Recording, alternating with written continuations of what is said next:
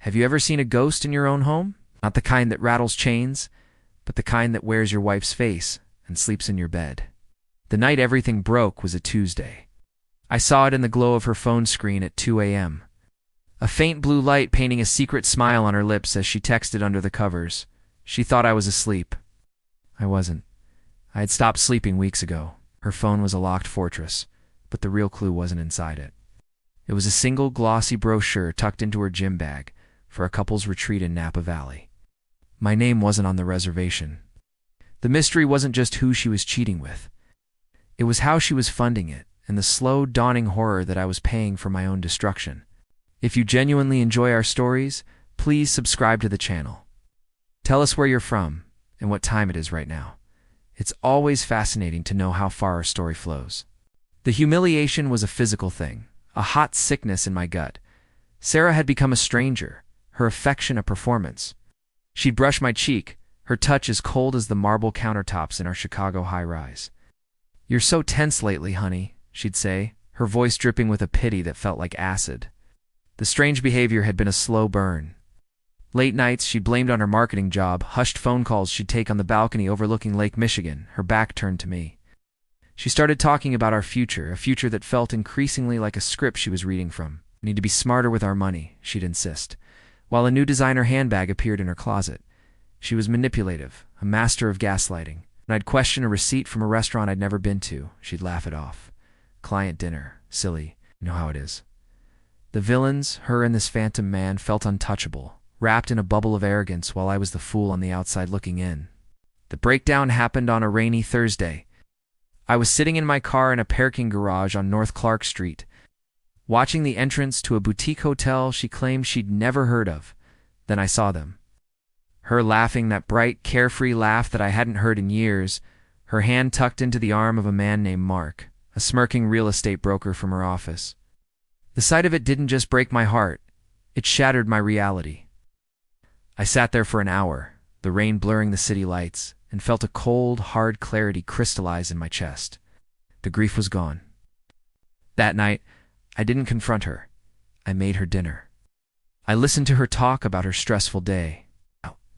And while she slept, I began my work.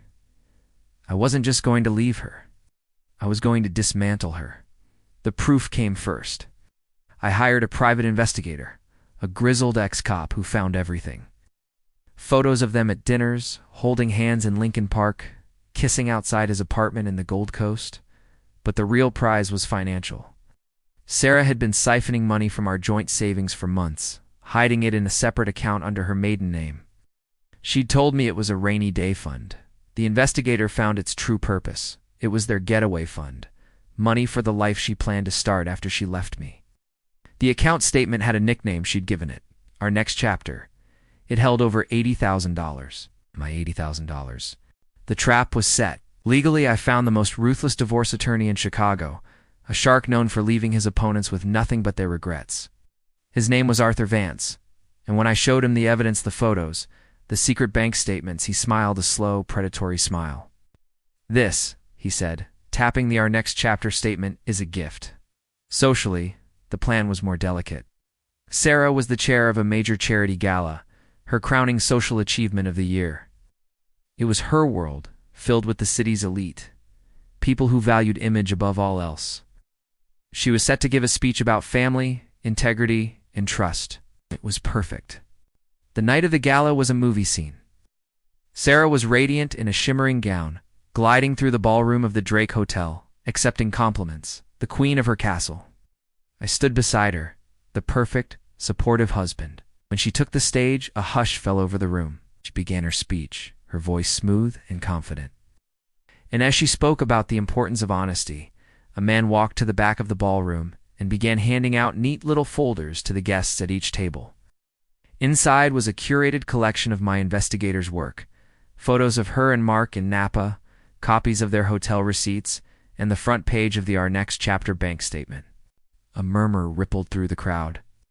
Phones came out. Flashes started to go off. Sarah's confident smile faltered.